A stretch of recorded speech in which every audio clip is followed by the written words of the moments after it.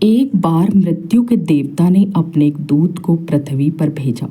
एक स्त्री मर गई थी, उसकी आत्मा को लाना था। आदेश पाकर देवदूत आया, लेकिन वहां जाकर वह बेहद चिंता में पड़ गया, क्योंकि 3 छोटी छोटी लड़कियां, वो भी जुड़वा, एक अभी भी उस मृत स्त्री के स्तन से लगी है, एक चीख रही है, पुकार रही है, एक रोते रोते सो गई है। उसकी आंसू उसकी आंखों के पास सूख गए हैं। 3 छोटी जुड़वा बच्चियां बेसुध, और स्त्री मर गई है। कोई देखने वाला नहीं है। पति पहले मर चुका था। परिवार में और कोई भी नहीं। इन 3 छोटी बच्चियों का क्या होगा? उस देवदूत को जब एक ख्याल आया तो वह बेहद दुखी मन से खाली हाथ वापस लौट गया और बिना उस स्त्री की आत्मा को लिए ही अपने धाम पहुंच गया। उसने जाकर अपने प्रधान देवता से कहा कि मैं न ला सका उस स्त्री की आत्मा, मुझे क्षमा करें, लेकिन आपको वर्तमान स्थिति का पता ही नहीं है। 3 जुड़वा मासूम बच्चियां हैं, छोटी छोटी, दूध पीती। एक अभी भी मृत माँ के स्तन से लगी है, एक रोते रोते सो गई है, दूसरी अभी चीख पुकार रही है। हृदय मेरा ला न सका। क्या यह नहीं हो सकता कि उस स्त्री को कुछ दिन और जीवन दान दे दिया जाए? कम से कम ये बेसहारा लड़कियां थोड़ी बड़ी हो जाएं, क्योंकि इस दुनिया में अब उन्हें कोई देखने वाला नहीं है। मृत्यु के देवता ने उसकी बातों को ध्यान से सुनकर गुस्से में कहा, अच्छा, तो तू बड़ा समझदार हो गया है। उस व्यक्ति से भी ज़्यादा जिसकी मर्जी से मौत होती है, जिसकी मर्जी से जीवन होता है, जो पूरी दुनिया का मालिक है, तो तूने अपने जीवन में आज पहला पाप कर दिया है और इसकी तुझे सज़ा मिलेगी। और सज़ा यह कि तुझे पृथ्वी पर वापस चले जाना पड़ेगा, और जब तक तू 3 बार अपनी मूर्खता पर न हंस ले, तब तक वापस यहाँ न आ सकेगा। वह देवदूत राजी हो गया दंड भोगने के लिए, लेकिन फिर भी उसे लगा कि सही तो मैं ही कर रहा हूँ, और तब अपनी मूर्खता पर हंसने का मौका कैसे आएगा? उसे लगा कि ये शायद असंभव है। उस देवदूत को वापस पृथ्वी पर फेंक दिया गया। वहीं पास में ही जहाँ देवदूत बेसुध पड़ा हुआ था, एक मोची सर्दियों के दिन करीब आने के कारण कुछ रुपये लेकर अपने बच्चों के लिए गर्म कपड़े और कंबल खरीदने शहर जा रहा था। उसने राह के किनारे एक नंगे आदमी को ही पड़े हुए ठंड में ठिठुरते देखा। यह नंगा आदमी वही देवदूत है जो पृथ्वी पर फेंक दिया गया है। उस मोची को देवदूत की हालत देखकर दया आ गई और उसने कुछ सोच विचार कर बजाय अपने बच्चों के लिए कपड़े खरीदने के, उस देवदूत के लिए कंबल और कपड़े खरीद लिए। देवदूत के पास न खाने के लिए कुछ था और न ही रहने का कोई ठिकाना। उस पर तरस खाकर मोची ने कहा, तुम मेरे साथ मेरे घर चलो, और अगर तुम्हें देखकर मेरी पत्नी नाराज़ भी हो जाए तो बुरा मत मानना, क्योंकि बच्चों और परिवार के कपड़े खरीदने के पैसे मैंने तुम पर खर्च कर दिए हैं। इसे जानकर पत्नी ज़रूर नाराज़ होगी, लेकिन फिर सब कुछ दिनों में ठीक हो जाएगा। उस देवदूत को अपने साथ लेकर मोची घर लौटा, लेकिन न तो मोची को देवदूत की सच्चाई का पता था और न ही उसकी पत्नी को। जैसे ही देवदूत को लेकर मोची घर में पहुंचा, उसकी पत्नी एकदम पागल हो गई, बहुत नाराज़ हुई, बहुत चीखी चिल्लाई। मोची के घर के माहौल को देखकर देवदूत पहली बार हंसा। उसे हंसते देख अचरज में मोची ने कहा, हंसते क्यों हो भाई, बात क्या है? देवदूत ने गंभीरता से कहा, मैं जब 3 बार हंस लूँगा तब सब बता दूंगा, लेकिन फिलहाल मुझसे कुछ मत पूछो। दरअसल देवदूत पहली बार इसलिए हंसा क्योंकि उसने देखा कि इस मोची की पत्नी को पता ही नहीं है कि मोची एक देवदूत को घर लेकर आया है, जिसके आते ही घर में हजारों खुशियाँ अपने आप आ जाएंगी और उनके सारे गम दूर हो जाएंगे। लेकिन आदमी देख ही कितनी दूर सकता है। पत्नी तो बस इतना देख पा रही थी कि उसने एक कंबल और बच्चों के कपड़े नहीं खरीदे। जो खो गया है वह देख पा रही है, जो मिला है उसका उसे अंदाज़ा ही नहीं है। घर में देवदूत आ गया है, जिसके आते ही हजारों खुशियों के द्वार खुल जाएंगे।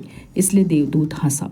उसे महसूस हुई अपनी मूर्खता, क्योंकि मोची की पत्नी अपने भविष्य को नहीं देख पा रही है जो उसके साथ होने वाला है। बहुत जल्दी ही, क्योंकि वह देवदूत था, कुछ दिनों में ही उसने मोची के सब काम सीख लिए, और फिर उस देवदूत के बनाए जूते इतने प्रसिद्ध हो गए कि मोची कुछ महीनों के भीतर ही धनवान हो गया। साल होते होते तो उसकी ख्याति सारे प्रदेश में पहुंच गई। उस जैसा जूता बनाने वाला कोई भी नहीं, क्योंकि वह जूते देवदूत बनाता था जो बेहद खूबसूरत हुआ करते थे। सम्राटों और राजाओं के जूते वहां बनने लगे। मोची के घर धन की बरसात होने लगी। एक दिन प्रदेश के सम्राट का एक आदमी मोची के घर आया और उसने उसे एक बेशकीमती चमड़े के टुकड़े को देते हुए कहा कि यह चमड़ा बहुत कीमती है, आसानी से कहीं मिलता नहीं। सम्राट के लिए अच्छे जूते बना दो, लेकिन कोई भूल चूक नहीं करना।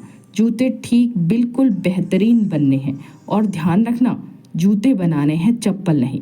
क्योंकि उस दौर में संभवतः रूस में जब कोई आदमी मर जाता था तब उसे चप्पल पहनाकर मरघट तक ले जाया जाता था। मोची ने भी सम्राट के आदमी की पूरी बात को समझकर देवदूत से कहा कि चप्पल मत बना देना, जूते बनाने हैं, स्पष्ट आज्ञा है, और चमड़ा इतना ही है। अगर गड़बड़ हो गई तो हम मुसीबत में फंसेंगे। सम्राट जिंदा नहीं छोड़ेगा। लेकिन पता नहीं उस देवदूत के दिमाग में क्या आया कि उसने एक चप्पल ही बना दी। बाद में जब मोची ने देखा कि चप्पल बने हैं तो वह क्रोध से आग बबूला हो गया। वह डंडा उठाकर उसको मारने के लिए तैयार हो गया। तू हमारी फांसी लगवा देगा, और तुझे बार बार कहा था कि चप्पल मत बनाना, तो तूने चप्पल क्यों बनाए? देवदूत फिर खिलखिलाकर हंसा। उसे देखकर मोची हैरान। तभी वही आदमी सम्राट के घर से दोबारा भागता हुआ आया। उसने कहा, जूते मत बनाना, चप्पल ही बनाना, क्योंकि सम्राट की अभी अभी मृत्यु हो गई है।